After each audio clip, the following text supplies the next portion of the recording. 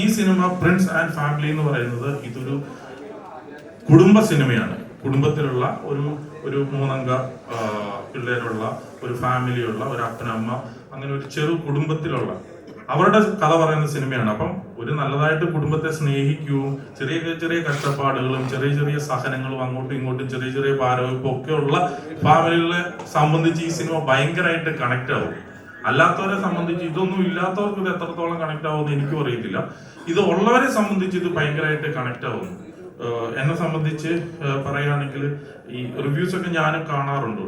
അപ്പോൾ നമ്മൾ സിനിമയിൽ നിൽക്കുന്നത് കൊണ്ടിട്ട് തന്നെ കോക്ക് എന്ന് പറയുന്ന ഒരാളുടെ റിവ്യൂ ഇവൻ കണ്ടു. അതായത് നെഗറ്റീവായിട്ട് ഇട്ടു. അത് കഴിഞ്ഞപ്പോൾ എനിക്ക് നമ്മുടെയൊക്കെ പടത്തിന് എത്രയോ പടങ്ങളിൽ നെഗറ്റീവ് റിവ്യൂസ് ഞാൻ കേട്ടിട്ടുണ്ട്, അനുഭവിച്ചിട്ടുണ്ട്.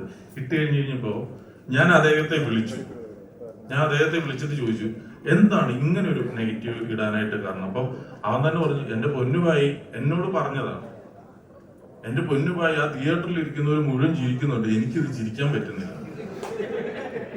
എന്നോട് പറഞ്ഞു. ഞാൻ പറഞ്ഞു അതിപ്പോ എന്താണ് പ്രശ്നം? അപ്പൊ ഞാൻ ഈ പുള്ളിയുടെ ഇന്റർവ്യൂകൾ കുറച്ച് പ്രാവശ്യം കണ്ടു. ഇത് എന്തിനാ ഡീറ്റെയിൽ ആയിട്ട് പറയുന്നതെന്ന് പറഞ്ഞു കഴിഞ്ഞാല്, ഈ പുള്ളിയുടെ ഇന്റർവ്യൂവിൽ പുള്ളി പറയുന്നുണ്ട്, ഞാൻ അവിടെ നാട്ടിൽ പാതിരാത്രിക്ക് ചെല്ലാറുള്ളൂ, ഞാൻ അവിടെ നാട്ടുകാരായിട്ട് യാതൊരു ബന്ധവുമില്ല, എനിക്ക് അവിടെ ഉള്ള നാട്ടുകാരായിട്ട് യാതൊരു പരിചയമൊന്നുമില്ല. അപ്പൊ അതുകൊണ്ടിട്ട് അങ്ങനെയുള്ളൊരു സൊസൈറ്റിക്കുള്ളിൽ ജീവിക്കുന്ന പുള്ളിയുടെ ഒരു വേറിട്ടൊരു ലൈഫുണ്ട്. അപ്പോൾ അങ്ങനെയുള്ള ഒരാൾക്ക് ഇത് എത്രത്തോളം കണക്ട് ആവണം എന്നില്ല. പക്ഷെ പുള്ളി ഇപ്പൊ ഈ ഒരു റിവ്യൂ ചെയ്ത് കഴിഞ്ഞപ്പോൾ ഞാനിത് സംസാരിച്ച് ചോദിച്ചു കഴിഞ്ഞപ്പോൾ പുള്ളി പറഞ്ഞു, ഞാനിപ്പോ അങ്ങനെ പറഞ്ഞാൽ എന്താ, ഇപ്പൊ നിങ്ങൾക്ക് സന്തോഷമായില്ലേ? ഇപ്പൊ ഏതായാലും ഞാൻ പറയുന്നത് തന്നെയല്ലല്ലോ ശരി. ഇപ്പൊ ജനങ്ങളെല്ലാരും എന്നെ ഇപ്പൊ തിരിച്ചു തെറി പറയുന്നുണ്ടല്ലോ. അപ്പൊ അത് തന്നെ എന്താന്ന് വെച്ചാൽ എന്റെ റിവ്യൂ ചിലപ്പോ കണക്ട് ആവും, ചിലപ്പോ അപ്പൊ പുള്ളി തന്നെ പറയാണ് എന്റെ തന്നെ റിവ്യൂ ചിലപ്പോ കണക്ട് ആവാതെ ഇരിക്കും എന്നുള്ളത്. അപ്പോ ഇത്രയേ ഉള്ളൂ. ഈ അശ്വന്ത് വോക്ക് തന്നെ എന്നോട് പറഞ്ഞു കൺഗ്രാജുലേഷൻസ്. അത് മൊബൈലിൽ തന്നെ പുള്ളി അതായത് മെസ്സേജ് ആയിട്ട് തന്നെ അയച്ചു. കാരണം പുള്ളിക്ക് പറയുമ്പോൾ അങ്ങനെയും കൊടുക്കാനായിട്ട് പറ്റുള്ളൂ. അപ്പം ഇത് പറഞ്ഞു വന്നത്, ഇതൊക്കെ ഓരോരുത്തരുടെ, ഞങ്ങളുടെ തന്നെ സിനിമയില് ദിലീപേട്ടന്റെ ക്യാരക്ടർ തന്നെ പറയുന്നുണ്ട്, നിങ്ങൾക്കൊരു അഭിപ്രായം ഉണ്ടെങ്കിൽ അത് നിങ്ങളുടെ മാത്രമാണ്, അത് പൊതു സമൂഹത്തിന്റെ അല്ല. അപ്പം ആ രീതിയിൽ നമുക്ക് പറയുന്ന ഏത് കമന്റുകളും നമ്മൾ അക്സെപ്റ്റ് ചെയ്യുന്നു. നമ്മൾ എടുത്തു വെക്കുന്ന ഒരു സിനിമ എന്ന് പറയുന്നത് മുഴുവൻ പേരെയും തൃപ്തിപ്പെടുത്തിക്കൊണ്ടിട്ട് നമുക്കൊരു സിനിമ എടുക്കാനായിട്ട് പറ്റത്തില്ല. ഇപ്പം ഞാൻ തന്നെ എല്ലാ വ്യക്തികളെയും, എൻ്റെ കൂടെയുള്ള എല്ലാവരെയും എനിക്ക് സാറ്റിസ്ഫൈ ചെയ്യാൻ വേണ്ടിയിട്ട് പറ്റത്തില്ല. എത്ര നല്ല കാര്യങ്ങൾ ചെയ്തു കഴിഞ്ഞാലും കുറച്ച് പേർക്ക് കുറച്ച് കംപ്ലൈൻസ് ഒക്കെ ഉണ്ടാവും. അത് നമ്മൾ സമൂഹമായതുകൊണ്ടിട്ട് അങ്ങനെ ചെയ്യാനായിട്ട്, അങ്ങനെ പോകാനായിട്ട് ഇവൻ പറ്റുള്ളൂ.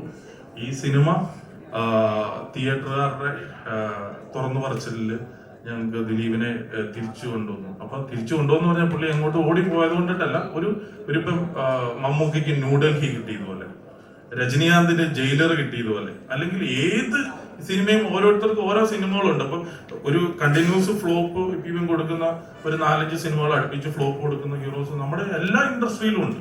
ഏത് ഇൻഡസ്ട്രിയിലും നിനക്ക് വരുന്നുണ്ട്. അപ്പൊ അങ്ങനെയൊക്കെ ഉണ്ട്. അപ്പൊ ആ ഇടയിലേക്ക് ഞങ്ങളുടെ എല്ലാം ഒരു വലിയ പ്രയത്നം ഈ സിനിമയുടെ പിന്നിലുണ്ട്.